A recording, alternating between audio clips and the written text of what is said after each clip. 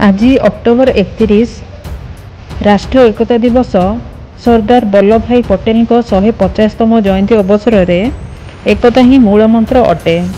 यह देशर सौंदर्य और विकासर माइल खुंट। आज घंटेश्वर युक्त 3 महाविद्यालय रे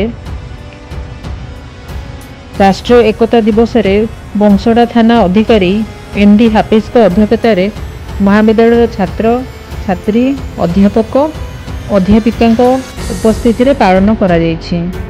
एही एकता दिवस रे छात्र छात्री माने विभिन्न प्रतियोगिता रे भाग नहीं सम्मानित होइथिले। एही दिवस रे पिलामानकर मन रे किपरि राष्ट्रीय भावना नहीं कार्य करिवे से विषय रे बुझाइथिले। चांदबाली सुरेश कुमार तराई रिपोर्ट ओडिशा न्यूज। राष्ट्रीय एकता दिवस परिप्रेक्षी में बर्तमान तो पालन चलती सारा देश में से परिप्रेक्षी में तेणु आमर घंटेश्वर कॉलेज रे छात्र छात्री मानक प्रिंसिपल सर उपस्थित से प्रबंध एवं आमर डिबेट कंपिटिशनटा होता।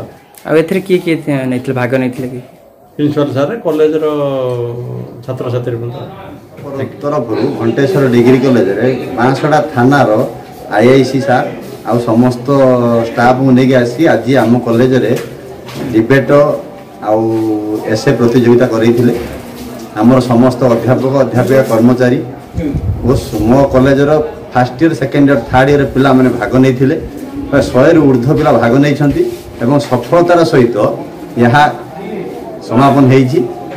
पुलिस विभाग तरफ आईआई सार मध्य पिला मानक टिफिन प्रदान कर आम कॉलेजर समस्त सार माने पिला मानक सहयोग भल सुचारू रूपे यह समापन हो जाती। मीडिया भाई मैंने आसी बहुत साहाଯ୍य कर।